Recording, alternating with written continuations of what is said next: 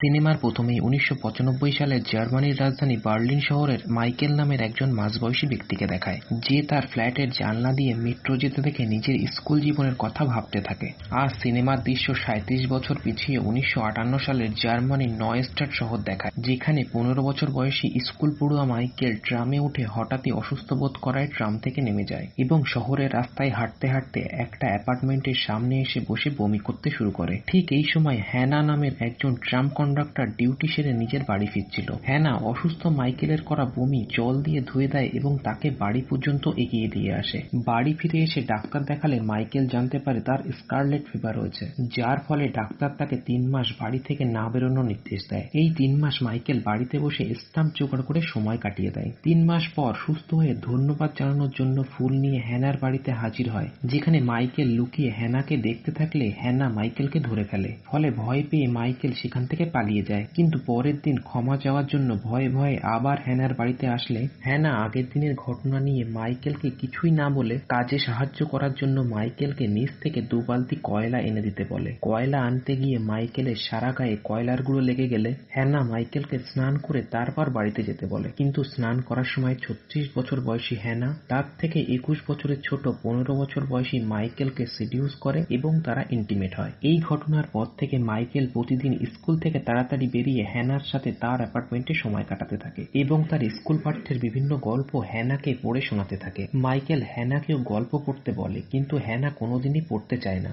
এবং বলে সে পড়ার থেকে শুনতে বেশি ভালোবাসে। এইভাবে কিছুদিন কাটার পর মাইকেল একদিন হ্যানাকে দুজনে মিলে সাইকেলে করে দুদিনের জন্য ঘুরতে যাওয়ার প্রস্তাব দেয়। হ্যানা মাইকেলের প্রস্তাবে রাজি হলে মাইকেল নিজের শখের স্টাম্প ভর্তি ডায়েরিটা বেচে দিয়ে টাকা জোগাড় করে হ্যানার সাথে সাইকেল নিয়ে ঘুরতে বেরিয়ে পড়ে। ঘুরতে গিয়ে রেস্টুরেন্টে বসে মাইকেল হ্যানাকে জিজ্ঞাসা করে সে কি খাবে, কিন্তু হ্যানা বলে মাইকেল যা খাবে সেও তাই খাবে, যা শুনে মাইকেল খুব খুশি হয়ে যায়। খাওয়ার পর রেস্টুরেন্টের ওয়েট্রেস হ্যানাকে মাইকেলের মা ভেবে মাইকেলকে জিজ্ঞাসা করে তার মার খাবার পছন্দ হয়েছে কিনা। এই কথা শুনে মাইকেল রেগে গেলেও প্রতিবাদ না করে হ্যানাকে ওয়েট্রেসের সামনেই কিস করে।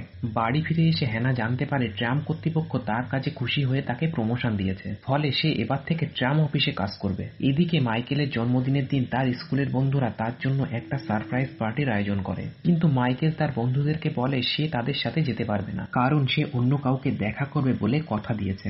যা শুনে মাইকেলের বন্ধুরা খুব দুঃখ পায়, কিন্তু মাইকেল সেসবের গুরুত্ব না দিয়ে আবার হ্যানার অ্যাপার্টমেন্টে চলে আসে এবং হ্যানার সাথে সময় কাটায়, যা থেকে বোঝা যায় মাইকেল হ্যানার প্রেমে পুরো হাবুডুবু খাচ্ছিল। এবার কিছুদিন পরের ঘটনা দেখায়, যেখানে মাইকেল হ্যানার অ্যাপার্টমেন্টে গিয়ে দেখে সেখানে হ্যানা নেই, এমনকি হ্যানার কোনো জিনিসপত্রও নেই। অর্থাৎ হ্যানা মাইকেলকে না বলে কোথাও চলে গেছে, যা দেখে মাইকেল মানসিকভাবে পুরোপুরি ভেঙে পড়ে। এবার এই ঘটনার ৮ বছর পর ১৯৬৬ সালের ঘটনা দেখায়, যেখানে মাইকেল হাইডেলবার্গ ল স্কুলে আইন নিয়ে পড়াশোনা করছে এবং তার স্কুলের একটা মেয়ের সাথে প্রেমও করছে। এখানে মাইকেলকে দেখে বোঝা যায় মাঝে অনেকগুলো বছর পার হয়ে যাওয়ায় সে হ্যানার চলে যাওয়ার দুঃখ অনেকটাই সামলে নিয়েছে। এবার তাদের ল স্কুলের একজন প্রফেসর কয়েকজন ছাত্রছাত্রীকে স্পেশাল সেমিনারের জন্য কোর্টে একটা ট্রায়াল দেখাতে নিয়ে যায়, যেখানে অভিযুক্ত ৬ জন মহিলার উপর ২টি অভিযোগ ছিল। প্রথমত, হিটলারের রাজত্বকালে ইহুদি মহিলাদের কনসেন্ট্রেশন ক্যাম্পে সিকিউরিটি গার্ড হিসেবে কাজ করার সময় তারা প্রত্যেকে প্রতি মাসে ১০ জন ইহুদি মহিলাকে বেছে নিয়ে মরার জন্য পাঠাতো। এবং দ্বিতীয়ত,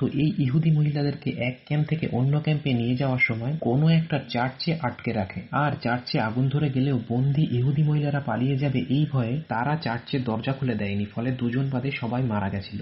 মাইকেল কোর্টে পৌঁছে এই ৬ জন অভিযুক্ত মহিলার মধ্যে তার পুরনো প্রেম হ্যানাও আছে দেখে খুব দুঃখ পায়। বাকি অভিযুক্তরা ২টি অভিযোগই অস্বীকার করলেও হ্যানা প্রথম অভিযোগটা স্বীকার করে নেয় এবং বলে দরজা খুলে দিলে ইহুদি মহিলারা পালিয়ে গেলে হিটলারের সরকার হয়তো তাদেরকেই শাস্তি দেবে। এই ভয়ে তাদের কি করা উচিত এই সিদ্ধান্ত নেওয়ার আগেই সবাই পুড়ে মারা যায়, ফলে তারা ইচ্ছা করে ইহুদি মহিলাদেরকে পুড়িয়ে মারেনি। এই অভিযোগের মূল সাক্ষী ছিল ওই দিন চার্চে আগুন লাগার ঘটনায় বেঁচে যাওয়া একজন বয়স্কা ইহুদি মহিলা এবং তার মেয়ে ইলানা মাথার। ইলানা একটি বই লিখে তার ও তার মায়ের কনসেন্ট্রেশন ক্যাম্পে থাকার সময়কার অভিজ্ঞতা, সিকিউরিটি গার্ডরা কেমন ভাবে তাদের মধ্যে থেকে ১০ জন করে বেছে বেছে মরার জন্য পাঠাতো এবং ওই দিন চার্চে আগুন লাগার সময় কি ঘটেছিল তা সবার সামনে তুলে ধরেছিল। ইলানা কোর্টে সাক্ষী দেওয়ার নেওয়ার সময় বলে হ্যানা বাকি সিকিউরিটি গার্ডদের থেকে একদমই আলাদা ছিল। সে ইহুদি মহিলাদের মধ্যে থেকে 10 জন অল্প বয়সী মহিলাকে বেছে নিয়ে প্রথমে তাদেরকে খাবার শোয়ার জায়গা দিত, তাদেরকে তাকে গল্প পড়ে শোনানোর জন্য বলতো এবং পরে তাদেরকেই মরার জন্য পাঠাতো।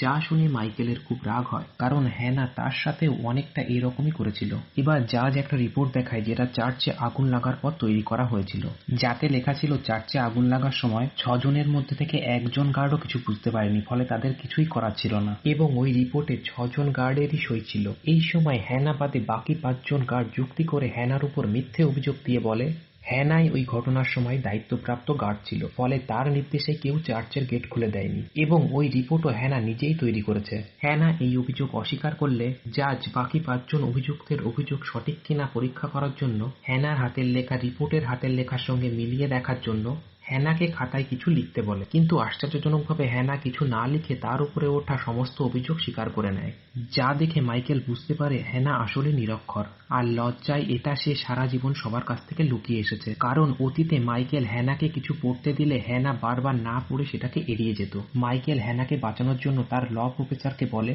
হ্যানা তার পূর্ব পরিচিতা এবং সে আসলে নিরক্ষর, তাই তার পক্ষে রিপোর্ট তৈরি করা এবং সেটাতে সই করা সম্ভব না। কিন্তু ওই প্রফেসর বলে যেহেতু অপরাধী নিজেই আসল সত্য লুকিয়ে নিজের অপরাধ স্বীকার করে নিয়েছে, তাই সে বুঝতে পারছে না এখন কি করা উচিত। এবার মাইকেল হ্যানার সাথে দেখা করবে বলে জেলের ভিতরে ঢুকেও অভিমানে হ্যানার সাথে দেখা না করেই সেখান থেকে চলে আসে। অন্যদিকে হ্যানা সব অপরাধ স্বীকার করে নেওয়ায় হ্যানার সাথী অন্য 5 জন অপরাধীর 300 জন ইহুদি মহিলাকে পুড়িয়ে মারার ঘটনায় হ্যানাকে সঙ্গ দেওয়ার অপরাধে 4 বছর 3 মাসের জেল হয় এবং মূল অপরাধী হিসেবে হ্যানার আজীবন কারাদণ্ড হয়। এবার 1976 সালের ঘটনা দেখায় যেখানে মাইকেল একজন উকিল এবং তার বিবাহ বিচ্ছেদ দুটোই হয়ে গেছে, তবে মাইকেলের একটা মেয়ে আছে যার নাম জুলিয়া। মাইকেল এবার তার পুরনো বাড়ি থেকে সেই বইগুলি নিয়ে আসে যেগুলি সে হ্যানার সাথে প্রেম করার সময় তাকে পড়ে শোনাতো। এবার মাইকেল বইগুলো পড়ে সেটা টেপ রেকর্ডারে রেকর্ড করে জেলে হ্যানার কাছে পাঠাতে শুরু করে। এদিকে হ্যানা জেলের লাইব্রেরি থেকে বই এনে এবং মাইকেলের পাঠানো টেপ রেকর্ডার শুনে শুনে একা একাই লেখা এবং পড়া শিখতে থাকে। হ্যানা কিছুটা শিখে যাওয়ার পর মাইকেলকে চিঠি লিখে পাঠাতে শুরু করে। প্রথম দিকে চিঠিগুলোতে ভুল হলেও পরে তা ঠিক হয়ে যায়। এবার 1988 সালের ঘটনা দেখায় যেখানে প্রিজন অফিসার মাইকেলকে কল করে বলে জেলের মধ্যে হ্যানার ভালো আচরণের কারণে তাকে আগাম জেল থেকে ছেড়ে দেওয়া হবে, আর তারা যেহেতু হ্যানার পরিচিত বা আত্মীয় হিসাবে একমাত্র মাইকেলকেই চেনে, তাই তারা চায় হ্যানা জেল থেকে বেরোনোর পর মাইকেল যেন হ্যানার জন্য থাকার এবং কাজের ব্যবস্থা করে দেয়, কারণ 22 বছর পর জেল থেকে বৃদ্ধা হয়ে বেরিয়ে হ্যানার পক্ষে নতুন পৃথিবীতে একা মানিয়ে নেওয়া সম্ভব না। এবার মাইকেল দীর্ঘ 30 বছর পর হ্যানার সাথে প্রথমবার দেখা করে বলে হ্যানা জেল থেকে ছাড়া পাওয়ার পর মাইকেল তার জন্য একটা দর্জির দোকানে কাজ এবং একটা থাকার জায়গার ব্যবস্থা করে দেবে। এবার মাইকেল হ্যানাকে প্রশ্ন করে ওই 300 জন ইহুদি মহিলার মৃত্যু নিয়ে তার কি অনুভূতি। হ্যানা বলে তার অনুভূতি যাই হোক না কেন, তার অনুভূতির জন্য ওই দিন ওই 300 জন ইহুদি মহিলার মৃত্যুর ঘটনাটা পাল্টে যাবে না। এবার মাইকেল হ্যানার জেল থেকে ছাড়া পাওয়ার দিন হ্যানাকে আনতে জেলে যায়, কিন্তু সেখানে গিয়ে জানতে পারে সেদিন সকালেই হ্যানা আত্মহত্যা করেছে। তবে মরার আগে একটা টিনের কৌটোতে হ্যানা তার সারা জীবনের জমানো টাকা রেখে গেছে এবং মাইকেলের উদ্দেশ্যে একটা চিঠি লিখে বলে গেছে সে যেন এই টাকা ইলানা নামের যে মেয়েটি সেই দিন চার্চে আগুন লাগার ঘটনায় বেঁচে গেছিল তাকে দিয়ে দেয়। যা পড়ে মাইকেল কাঁদতে শুরু করে। এবার মাইকেল তার প্রথম ভালোবাসা হ্যানার শেষ ইচ্ছা পূরণ করতে ইলানার সাথে দেখা করার জন্য নিউ ইয়র্কে গিয়ে ইলানাকে হ্যানার নিরক্ষরতার কথা জানিয়ে বলে যে হ্যানা ইচ্ছা করে ওই 300 জন ইহুদি মহিলাকে পুড়িয়ে মারেনি। এই সময় মাইকেল ইলানাকে তার ও হ্যানার সম্পর্কের কথা জানায় এবং বলে হ্যানা তাকে ছেড়ে যাওয়ার পর থেকেই সে বদলে গেছে, তাই তার বিয়েটাও টেকেনি। এবার মাইকেল ইলানাকে টাকা ভর্তি টিনের কৌটোটা দেয়। ইলানা টাকা নিতে অস্বীকার করে, কিন্তু টিনের কৌটোটা নিজের কাছে রেখে দেয়, কারণ এরকম একটা কৌটো ছোটবেলায় ইহুদি ক্যাম্পে থাকার সময় তার কাছ থেকে চুরি হয়ে গেছিল। সব কাজ মিটিয়ে মাইকেল সেখান থেকে চলে আসে। সিনেমার একদম শেষে দেখায় মাইকেল তার মেয়ে জুলিয়াকে নিয়ে হ্যানার সমাধির কাছে যায় এবং জুলিয়াকে তার ও হ্যানার প্রেমের ঘটনা বলতে থাকে। আর সিনেমাটি এখানেই শেষ হয়ে যায়। বন্ধুরা, ভিডিওটি ভালো লাগলে অবশ্যই লাইক, কমেন্ট, শেয়ার করুন এবং এরকম আরও ভিডিও পেতে চ্যানেলটি অবশ্যই সাবস্ক্রাইব করুন এবং অবশ্যই বাংলা ভাষাকে ভালোবাসুন।